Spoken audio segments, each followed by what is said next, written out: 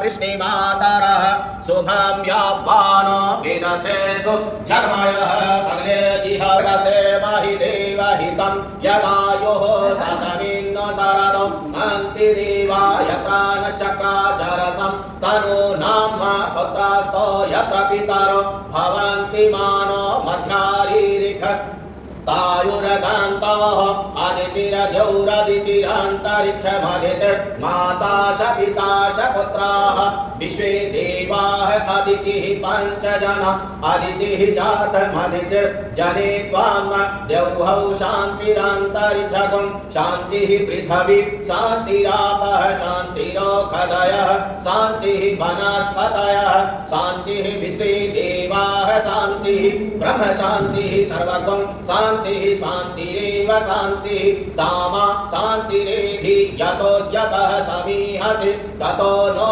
अभयं कुरु सन्नः कुरु प्रजाभ्यो अयन्नः पशुभ्यः सुशान्तिर्भवतु। श्रीमन्महागणाधिपतये नमः। लक्ष्मीनारायणाभ्यां नमः। उमामहेश्वराभ्यां नमः। वाणी हिरण्यगर्भाभ्यां नमः। सचिपुरन्दराभ्यां नमः। माता पितृ चरण कमलेभ्यो नमः। इष्ट देवताभ्यो नमः। कुल देवताभ्यो नमः। स्थान देवताभ्यो नमः। वास्तु देवताभ्यो नमः। सर्वेभ्यो देवेभ्यो नमः। सर्वेभ्यो ब्राह्मणेभ्यो नमः। सर्वेभ्यो परमऋषिभ्यो नमः। सिद्ध बुद्धि सहिताय श्रीमन्महागणाधिपतये नमः। सुशान्तिर्भवतु। वन्दे देवउमापतिं सुरगुरुं वन्दे जगत्कारं वन्दे पन्नगगोचरं मृगकरं वन्दे पशूनां पतिं वन्दे सूर्यशशाङ्कवह्निनयनं वन्दे मुकुन्दप्रियं वन्दे भक्तजनाश्रयं च वरदं वन्दे शिवं शङ्करं भवानी शङ्करौ वन्दे श्रद्धा विश्वासरूपिणौ याभ्यां विना न पश्यन्ति सिद्धाः स्वान्तस्तमीश्वरं सौराष्ट्रे सुतबालः सर्वसुतबालो परिवारस्तुताश्विनः सीता सीताभ्यो अर्वस्ते रुद्राय पशुपतये गणाय मा अवलिप्ता होता नमो रूपाः पारजन्याः गंगे च यमुने चैव गोदावरी सरस्वती नर्मदे सिन्धु कावेरी जलेऽस्मिन् सन्निधिं कुरु। गणेशो पायो दिव्यान्तरे चे पायो राः पायश्वती प्रदिशः शान्तो महम् ॐ विष्णोराटमसीः विष्णोः स्रवकेशो विष्णोः शौरसी विष्णो दुरोषि वैष्णवमसि विष्णवेत्वा अग्निर्देवता पातो देवता सूर्यो देवता चन्द्रमा देवता वसो देवता रुद्रा देवता आदित्या देवता पयः पटभ्यां पयो गणेशो पयो दिव्यान्तरिक्षे पयो राः पयश्वती प्रदिशः शान्तो महम् ओम श्री श्याम सदाशिवाय नमः। श्याम सदाशिवाय सपरिवाराय पयस्नानं समर्पयामि। दुग्ध स्नान के बाद दधी स्नान चढ़ा दिया। ओम श्री श्याम सदाशिवाय नमः। श्याम सदाशिवाय सपरिवाराय नमः। पयस्नानं समर्पयामि। दध्यां आपको बात लगा ले। ओम हरे कावड़ो बकारिकं निषडो रस्वस्य वालिनः ओम नवनीत संपन्नं संतोषकारकं कृतं प्रदास्यामि स्नानार्थं प्रतिगृह्यताम्। ओम श्री श्याम सदाशिवाय नमः। सपरिवाराय नमः। कृतं स्नानं समर्पयामि। सत्य ओम भद्रं कर्णेभिः शृणुयाम देवा भद्रं पश्येमाच्चवीर्यजत्राः स्थिरैरङ्गैकशोऽर्कं सतनोऽभ्यवशेमशयो श्रेयान् भवति जायमानः तं धीरासः कवयः वन्दयन्ति स्वाध्यो मनसा देवयन्तः शीतपापोषशत्राणां लज्जाया रक्षणपरं देहालङ्करणं वस्त्रम् अतः शान्तिं प्रयच्छ मे। ॐ यज्ञोपवीतां परमां पवित्रं प्रजापतेयः सहजं पुरस्तात् आयोषमहकां प्रतिमोञ्च शोकां यज्ञोपवीतां बलमास्तु तेजः। ॐ श्री श्याम सदाशिवाय श्याम सदाशिवं यज्ञोपवीतं समर्पयामि। गन्धद्वारां राधर्षां नित्यपुष्टां करिष्णी ईश्वरीं सर्वभूतानां काम्योपभयश्रियं चन्दनस्य महात्म्यं पवित्रं पापनाशनम् आपदाहरते नित्यं लक्ष्मी तिष्ठति सर्वदा। ओम कस्तूरी तिलकं ललाटपटले वक्षस्थले स्थले कौस्तुभं नासाग्रे परमौक्तिकं करतले वेणुतले कङ्कणं सर्वाङ्गे हरिचन्दनं सुललितं कंठे च गोदावरी गोपालस्ति परिवेष्टितो विजयते गोपालचूडामणि गोपालचूडामणि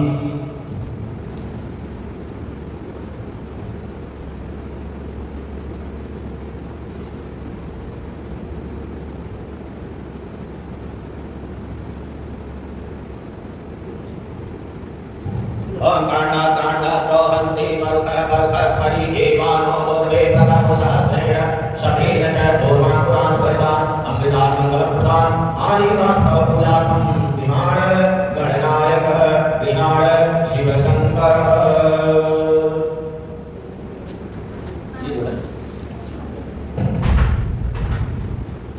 थोड़ा पुष्प संपूर्ण चढ़ाइए ताकि ओम सिंधूरं शोभनं रक्तं सौभाग्यं शुभवर्धनं शुभदं कामदं चैव सिंधूरं प्रतीक्रियतां तेहि सौभाग्यमारोग्यं तेहि मे परमं सुखं नहीं माताजी तेहि सौभाग्यमारोग्यं तेहि मे परमं सुखं रूपां देहि जयं देहि यशो देहि विशो देहि यशो देहि विशो देहि चढ़ाइए यहाँ पर करा दीजिए माता जी को ओम योगाश्वासा परिवीत आकाशयो श्रीराम भवति जायमानः तम धीरा शरकवय उन्नयन्ति स्वान्तो मनसा देवयन्तः शीतत्वादोष संप्राणाम लज्जाया रक्षणं परं देहादं परं वस्त्रं ले लीजिए नहीं फूल है माला जो भी है नहीं माला कोई नहीं सब लोग इसी को हाथ लगा लें और माल्यादि सुगंधे माल्यादि वैभवो मयादि काम पुष्पाणि पूजार्थं प्रतिगृह्यताम् ओम श्री शाम सदा शिवाय नमः शाम सदा शिवं माल्यां समर्पयामि बिल पत्र चढ़ाइएगा सभी लोग हाँ हाँ चढ़ाइए ओम विद्यां तनो समर्पितो विशल्यो माणवावतः बिल पत्र उल्टा चढ़ाइएगा जैसे चढ़ाया आप लोग थोड़ा जो लोग पीछे हैं उनका भी हम करवा देंगे आप लोग बता देंगे त्रिपुराकारं त्रिनेत्रं च त्रिकायं त्रिजन्मपापशंहारं बिल्वपत्रं शिवार्पणम् ओम श्री शाम सदा शिवाय नमः शाम सदा शिवं बिल्वपत्रान् समर्पयामि ओम भरतोरवरं मदिवं जोष्माधोर्वायं जोष्मावः देवानां शिवहरितमं त्वं शाश्वतं प्रभितमं ज्योष्टतं देवभूतमं वनस्पति सोभूतो घटातो गन्धोत्तमः आग्नेय सर्वदेवानां भूपोऽयं प्रतिगृह्यताम् दीपक जलाया है ओम चन्द्रमान् सौरभ चक्षुषो भयात श्रोत्रावाय सुनादश्च मुखादि जल्दबाजी आपको बिल्कुल नहीं करिएगा तब तक आप करवा देंगे वैसे भी सुबह ने पूजा के बाद पानी पीना कोई जल्दी नहीं आराम से करिएगा नहीं होगा करवा होगा हाँ नहीं हो रहा है जल्दी पीछे ओम नाभ्याः शीलं तरिषभं श्रीश्रोदेव भवसमवरतः मेरनिश श्रोत्रान् तथा लोकान् कल्पयन्तः शर्कराखण्डखाद्यानि तीर्थीयज्ञानि आहारपथोर्जं च नैवेद्यं प्रतिगृह्यताम् त्वरियं वस्वनिधि कर्तव्यं समर्पयेत् विनाशो भूत्वा प्रसीद परमेश्वरः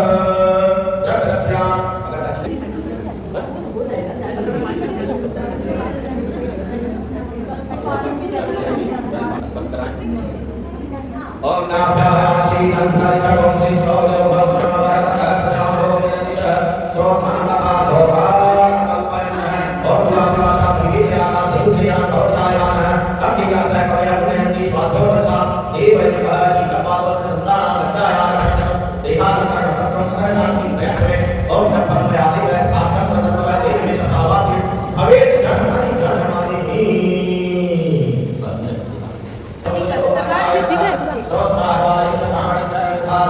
परं देहालंकरणं वस्त्रम् अतः शान्तिं प्रयच्छमे सर्वयमुनयन्ति स्वाध्योदशा देवयन्तः सिद्धोरं शोभनं सौभाग्यं सुवर्धनं सुवरं नामं चैव सिद्धोरं प्रतिगृह्यताम्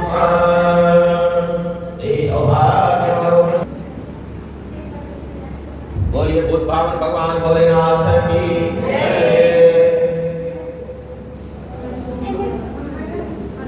एक समय की बात है, पवित्र भूमि कैलाश पर्वत पर विशाल वट वृक्ष के नीचे भगवान शिव, माता पार्वती एवं सभी गणों सहित अपने बागंबर पर विराजमान।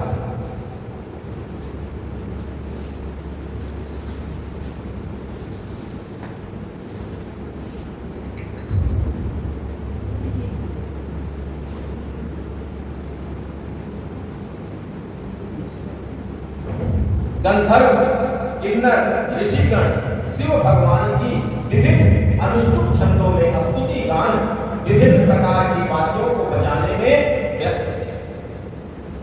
उसी सुअवसर पर माता पार्वती जी ने भगवान शिव से दोनों हाथ जोड़ करके कहा, हे परमेश्वर, मेरे बड़े सौभाग्य हैं जो मैंने आप जैसे अर्धांगी पति को वर्ण किया।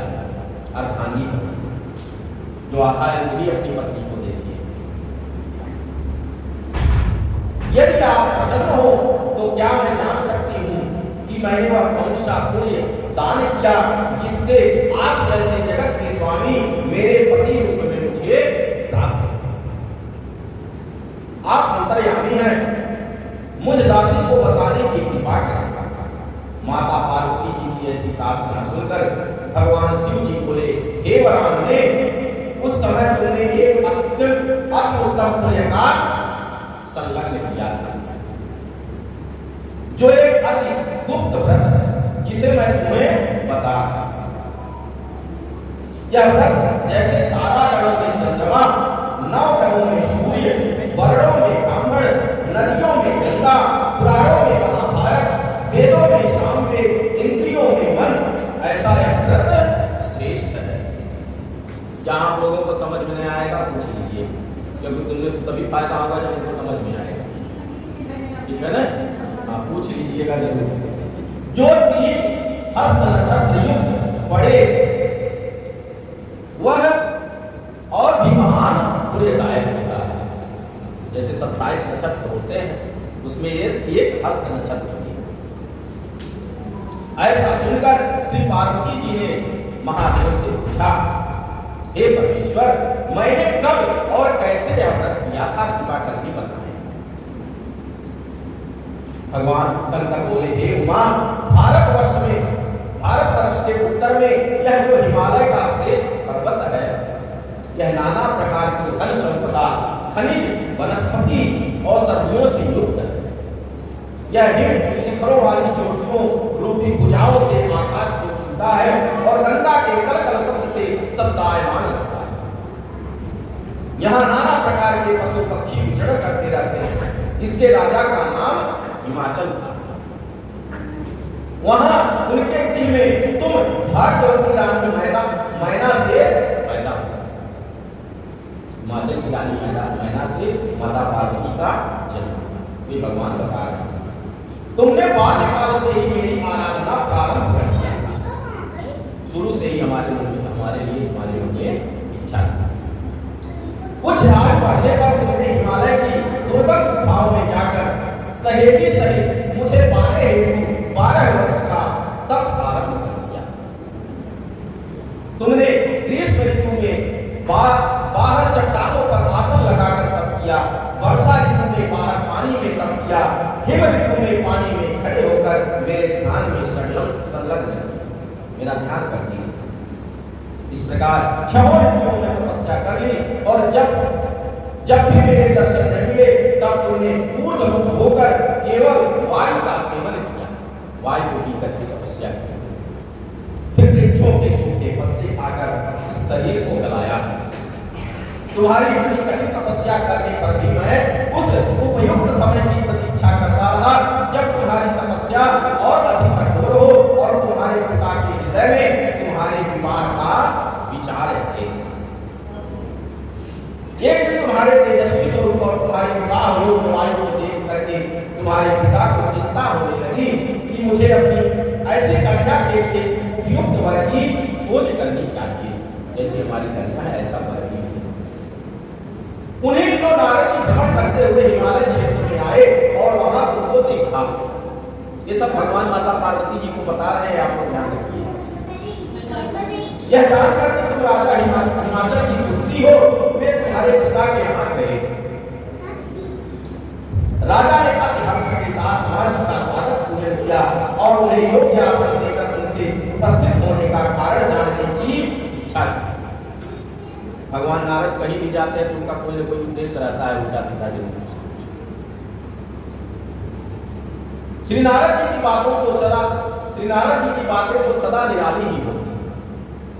उन्होंने तुम्हारे पिता से प्रश्न किया कि आप बताएं, आपके मुखमंडल पर चिंता की रेखाएं क्यों? राजा ने कहा, हे तपोधन, तुम मेरी पुत्री को देख चुके हो, मुझे उसके लिए योग्य वर की चिंता सता रही। इस पर नारद जी ने तुरंत कहा, मैं अभी अभी वैकुंठ से आ रहा हूं। मेरी सम्मति यदि आप स्वीकार करें तो आपकी पुत्री के लिए वैकुंठ निवासी शेष साई भगवान विष्णु योग्य वर है। भगवान विष्णु से आप विवाह करें, वे आपकी कन्या का वर्ण स्वीकार कर लेंगे। इस पर तुम्हारे पिता आनंदित हुए, खुश हुए और बोले, यदि विष्णु जी को मेरी कन्या स्वीकार हो तो मेरा अहोभाग्य होगा। मैं अवश्य ही अपनी कन्या कुमार का वाग्दान विष्णु जी को कर। नारद जी तो ऐसा सुनकर वैकुंठ चले गए।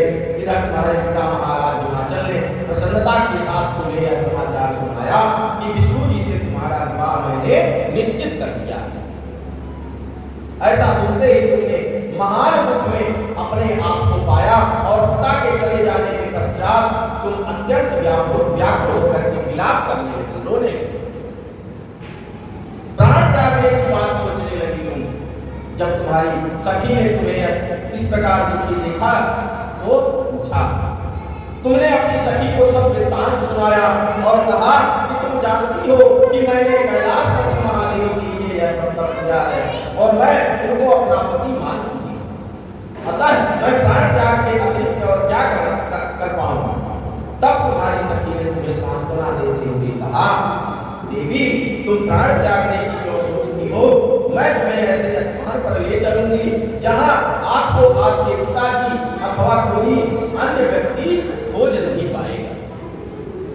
वहां तुम तपस्या में तब तक लीन रहना जब तक कि महेश्वर प्रसन्न न हो और तुम्हारा मरण न करे। इस प्रकार सहमत बनाकर तुम अपनी सखी के साथ नदी के तट पर एक मुक्त गुफा में प्रवेश करके वहां मेरे नाम की तपस्या करते हैं। भाद्रपद शुक्ल पक्ष हस्त नक्षत्र युक्त तृतीया को तुमने उपवास रखकर बालू से शिवलिंग की स्थापना की और पूजन प्रारंभ किया। तब तुम्हारी तपस्या और व्रत पूजन से मैं आनंदित होगा और मैंने तुम्हें प्रकट होकर दर्शन दिया एवं तुमसे वरदान मांगने को कहा। तब तुमने लज्जा युक्त होकर के अपने सिर को झुकाए कहा, आप सब जानते हैं, यदि आप मुझसे प्रसन्न हैं तो मुझे अपनी अर्धांगिनी के रूप में स्वीकार करें। तब प्रसन्न होकर मैंने तुम्हारी मनोकामना की पूर्ति करना स्वीकार किया और कैलाश पर लौट आया। इधर तुम्हारे अपने घर से इस प्रकार बिना कहे चले जाने पर तुम्हें बहुत खोजा गया, परंतु तुम कहीं नहीं। घर और वन में बहुत ढूंढा गया, किंतु तुम्हारे न मिलने पर राजा हिमाचल कहने लगे कि मेरी कन्या को कौन सा देव दानव गंधर्व किन्नर कहां पर लेकर चला गया। तुम्हारे पिता तुम्हें कहीं न पा करके और भगवान विष्णु के साथ तुम्हारे विवाह का वचन भंग होने की चिंता में दुखी होकर एक बार मूर्छित होकर इधर तुमने अपने व्रत अनुष्ठान की पूर्ति होने पर व्रत का पारण किया, समस्त पूजन सामग्री को नदी में विसर्जित करके स्नान आदि किया। उसी समय तुम्हारे नगर निवासी मंत्रीगण पिता हिमाचल के पास वहां पहुंचे तथा तुमको सखी सहित पाकर बहुत प्रसन्न।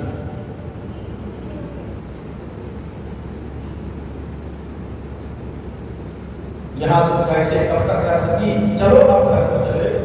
राजा हिमाचल ने अपनी पुत्री से कहा, इतनी कठोर तपस्या तुमने कैसे किया, अब घर को चलो। यह सुनकर तुमने कहा, पिताजी, आपने जो मेरा विवाह विष्णु जी के साथ करना स्वीकार किया है। इससे मैं किसी पर मेरा कर अपने प्राण विसर्जन कर दूं। मैं सदा से भगवान को भगवान शंकर को अपना पति मान चुकी हूँ और उन्होंने भी मुझे वर्ण करना स्वीकार कर दिया। अतः हे पिताश्री, मुझे घर चलने को मत कहो। ऐसा सुनकर महाराज हिमाचल दुखी हुए और बोले, हे पुत्री, तुम शोक मत करो, मैं तुम्हारा विवाह भगवान विष्णु के साथ कदापि नहीं करूंगा और तुम्हारा अभीष्ट वर जो तुम्हें प्राप्त है उन्हीं सदाशिव के साथ ही तुम्हारा विवाह करूंगा। इतना सुनकर तुम खुशी खुशी अपनी सहेली के साथ नगर में गई और अपनी माता तथा सहेलियों से मिली। सभी और आनंद और प्रसन्नता छा गई। एक शुभ मुहूर्त में वेद विधि के साथ हमारे पिता हिमाचल और माता महारानी मैना ने हमारे साथ तुम्हारा विवाह कर दिया। हे पार्वती, उसी व्रत के प्रभाव से तुमने ऐसे सौभाग्य को प्राप्त किया। यह व्रत मैंने अब तक किसी को नहीं बताया। हे सौभाग्यवानी, सहेली ने जो तुम्हारा हरण कर हिमालय की गुफा में रखकर तीज के दिन जो मेरा व्रत कराया, इसी से इसका लाभ, इसका नाम हरितालिका तीज।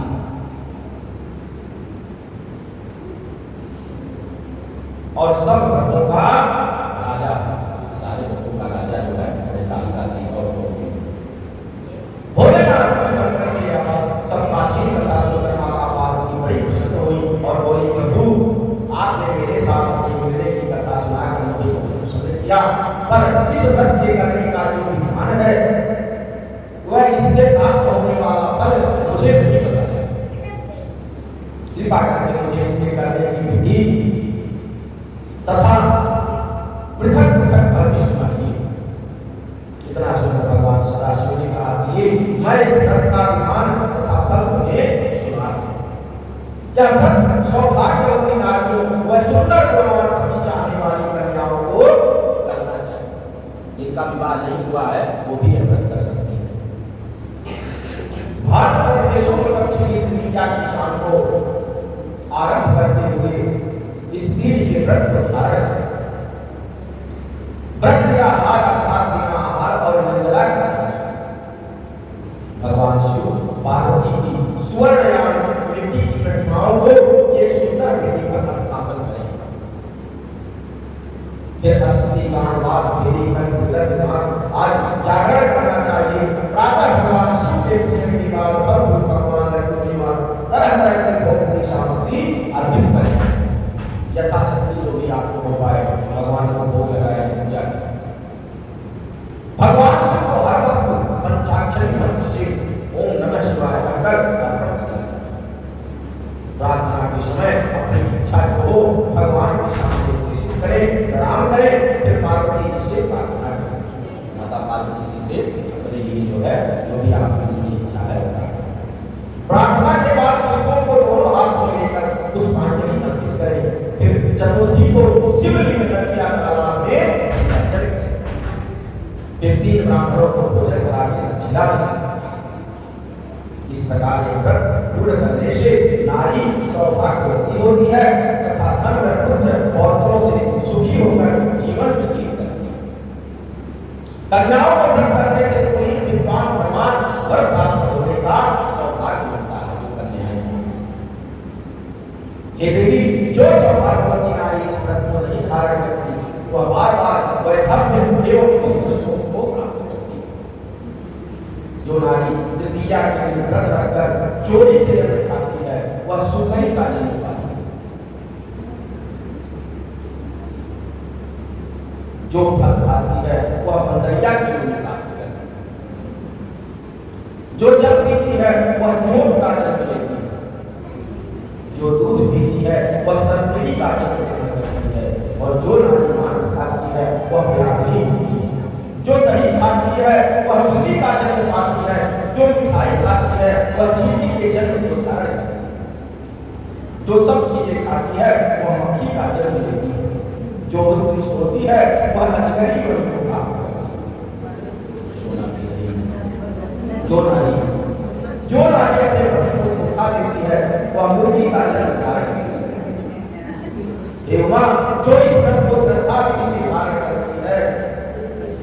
वह मुझसा पति प्राप्त करती तथा दूसरे जन्म में तुम्हारे समान स्वरूपवान होकर के इस संसार में उत्तम धाम एवं सुख भोग होता है। इस व्रत के करने के बाद नारियां शिवलोक को वासिनी हो जाती हैं। बोलो भगवान भगवान भोलेनाथ की जय। सब लोग जो है इकट्ठा कर आराम से जो है इकट्ठा कर लीजिए सब लोग और ला करके यहाँ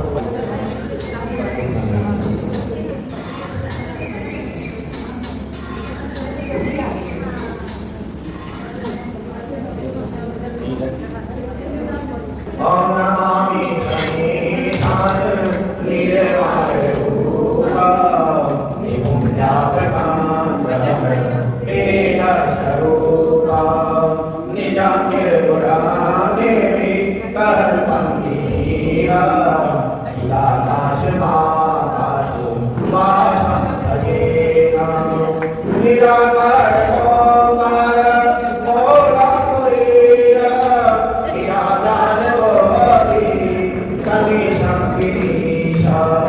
करालं महाकाल कालं विपाला गुणाधार संसार पारं नतोऽहं तुषारादिशान्तास गौरं गभीरा मनोभूतिकोटि प्रभासि शरीरं स्वरं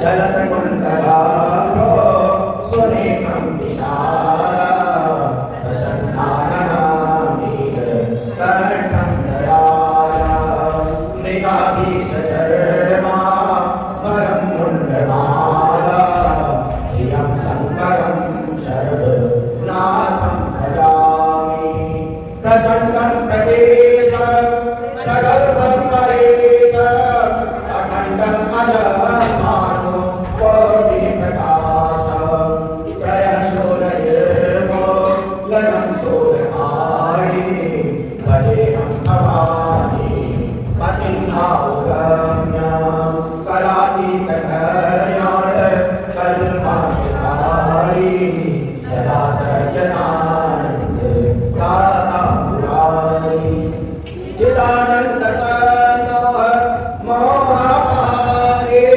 प्रसीद प्रसीद प्रभो मन्मथारी दयावनुमानात् पादाय वेदा भजन्ति च लोके परिवाराः न तावत् सुखं शान्ति सन्तापनाशा प्रसीद प्रभो सर्वभूतानिवासं न जानामि योगं जपं नैव पूजा न तोऽहं सदा सर्वदा सम्पुतोऽभ्यां जराजन्मयोगदातव्यमाना प्रभो पाहियामं नमामि शम्भो प्रभो पाहियामं नमामि शम्भो प्रभो पाहियामं नमामि शम्भो रुद्राष्टकमिदं भक्तं